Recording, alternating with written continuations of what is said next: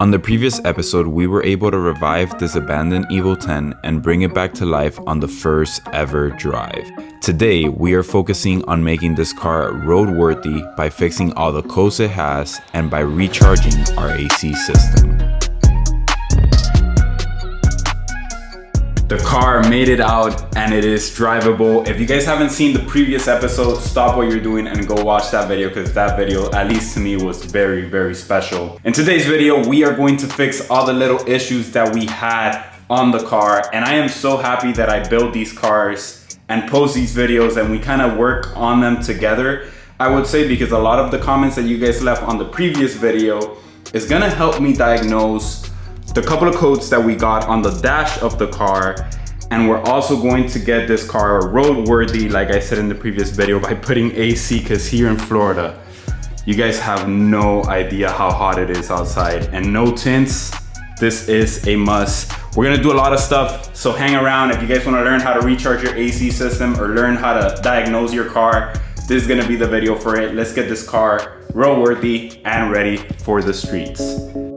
Now, one of the comments on the previous video by one of you guys stated that not having the front bumper on might trigger the codes. So let's start removing possibilities one by one. I doubt that this one will fix our issue, but we never know.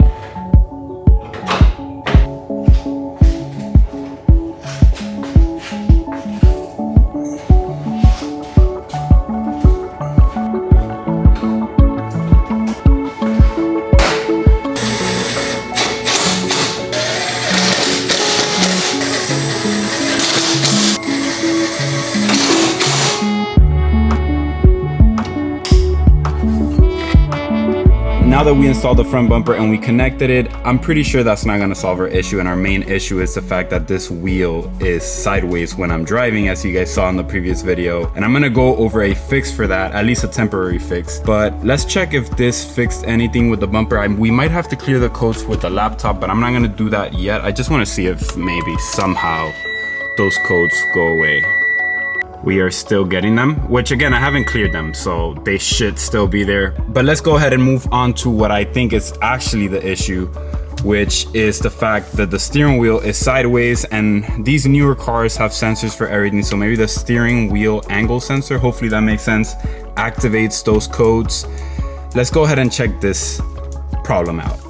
Now, the main comment I got on the previous video was by you guys telling me that by the steering wheel being off to the right on my first drive, it would throw all those codes. Specifically said with the red Evo X, which we did a feature on a long time ago, reached out to me and mentioned the same thing. He told me that I probably installed the steering rack off by 2 or 3 teats, and just that small change will cause all those lights to go off. It happened to him, and that's how he knows. So let's go ahead and take care of that real quick right underneath the dash. I had marked everything with a marker, so when installing the rod back on the steering rack, it would go in perfect. But somehow, even after checking like 5 times, it is actually off by just a little. I believe you guys might be right, and this might be our issue. Hopefully the camera picks this up. If you guys could see that black Sharpie right there, I'll try to put an arrow to it. That was my mark. And I'm looking at the Sharpie in the bottom bar, and it is off by just a tiny bit. But that tiny bit, again, according to set, might cause all the lights to go off. So this has to be the issue. Let's go ahead and fix this.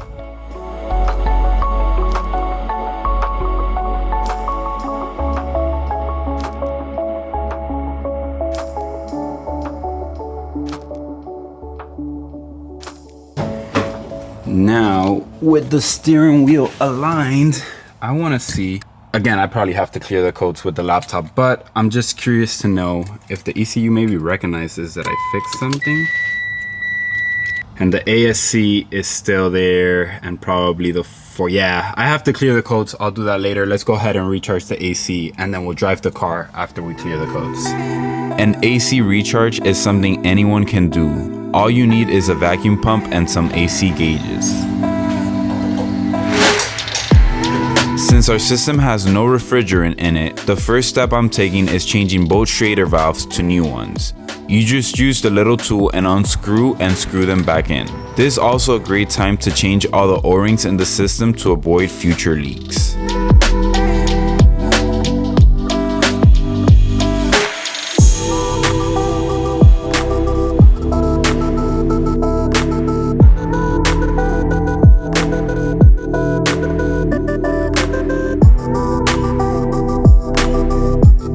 Once you have everything connected to the vacuum pump as well, we have these open, these are closed. We could go ahead, turn on the vacuum pump, and after the pump is on, we could go ahead and open these up. And you're gonna see the pump work right away. Letting it run for several minutes and making sure that it has -30 of vacuum. I forgot the terminology for it. We are going to close these, closed and closed, and we are going to turn off our pump. And now we're gonna let this sit for probably about 30 to 45 minutes and make sure that this does not change and goes up.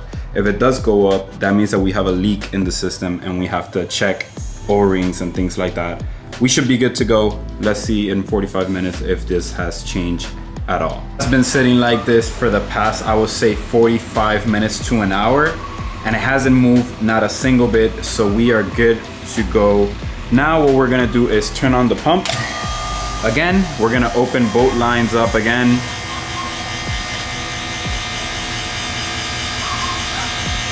And now we're gonna leave this on for about another 45 minutes. We wanna make sure this system is free of moisture and free of anything that it may have.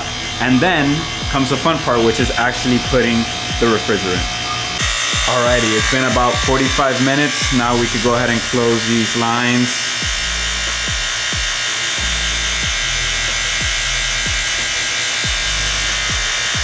And turn off the pump. And now we get to add refrigerant. The Evo 10 only takes 18 ounces of R134A, so you do have to do some measuring with a scale to make sure you don't add more than needed. Adding more won't make your AC colder. It would actually cause more harm than good to your system.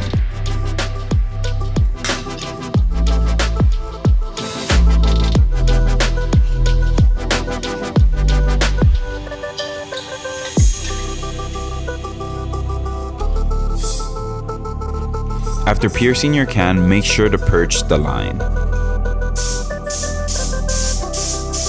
So with the system completely purged, the next step is the fun part. Let's go ahead and turn on the car and turn on the AC, which right now is gonna be hot AC, but later on it will be cold.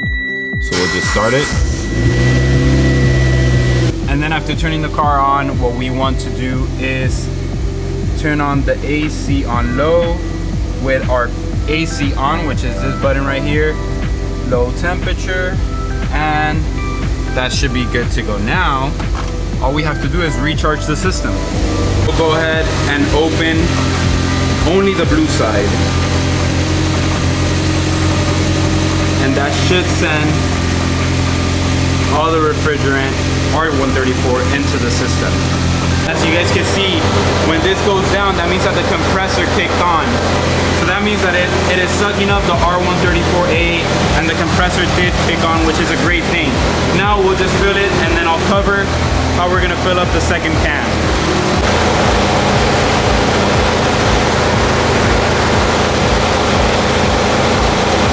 Now we need to use a scale for the second can that we're gonna put on, because we could only put 6 ounces.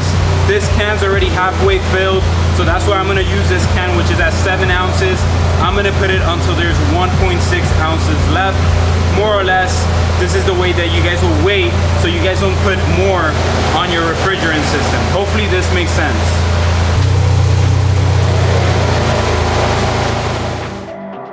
And that is it. We have successfully recharged our AC system. Make sure to close all the lines before removing them from your car, and also make sure to install your high and low side caps.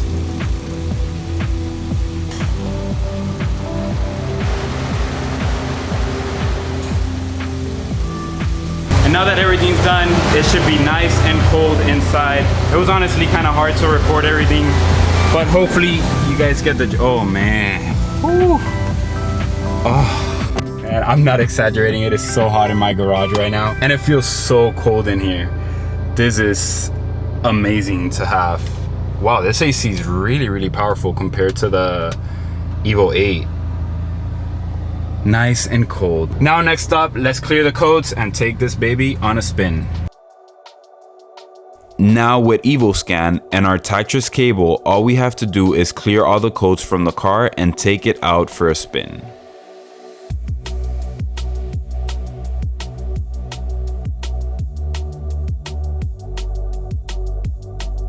The codes came right back up after starting the car, which is kind of weird. What I'm gonna do is drive the car and hopefully the system recognizes that the steering wheel is straight now and maybe the codes will go away. So let's go ahead and drive the car before I go ahead and go crazy and do something else. Alrighty, so we're back out on the road. And so far from driving it like 2 minutes, I didn't even grab the GoPro. I haven't seen the four-wheel drive system service required. That one left by itself because now I can see tarmac, gravel, and all of that. Before I couldn't see that, so definitely the steering wheel was off, which is amazing because now we don't have to worry about that. But now we do still have the ASC system service required, which I am considering it to be the pump in the back in the trunk. I didn't bleed that and I did remove the transfer case line, so maybe I just have to bleed that system and that light would go away. I'm gonna check in a little bit, but at least a quick little update. Four-wheel drive system service required is gone and no longer beeping like it was before, which is awesome. You guys won't believe this. As I'm driving around, hopefully you guys can see the ASC light went away.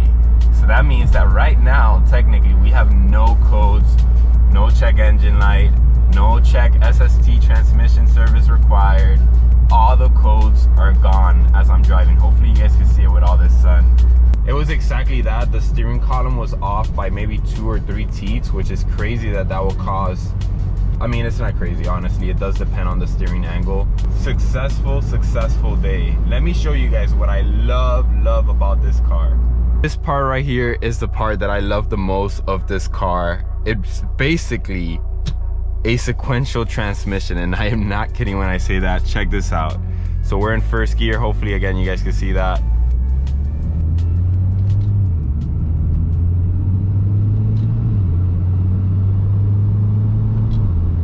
So crazy.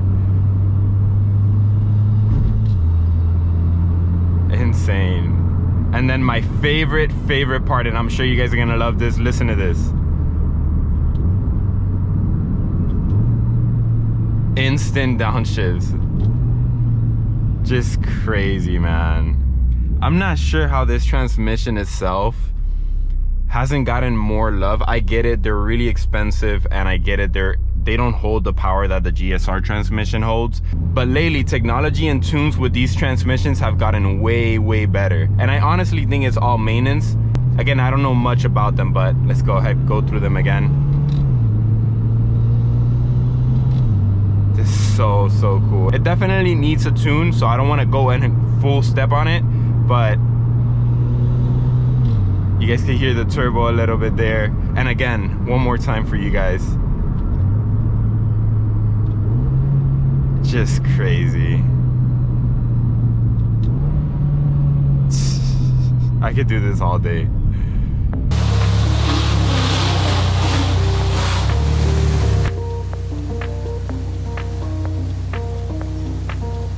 We have successfully removed all the codes and revived this abandoned Evo 10. Now we can move on to stage 2 of this build, which is my favorite part on any build whatsoever.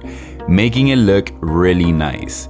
New paint, wheels, front libs, headlights, you name it. We will see how crazy we get with it. I want to also give a huge shout out to all of you guys and this community for helping me big time on solving the little issues on the Evo and being part of this build. Like always, I'll see you guys in the next time. Keep grinding, stay safe.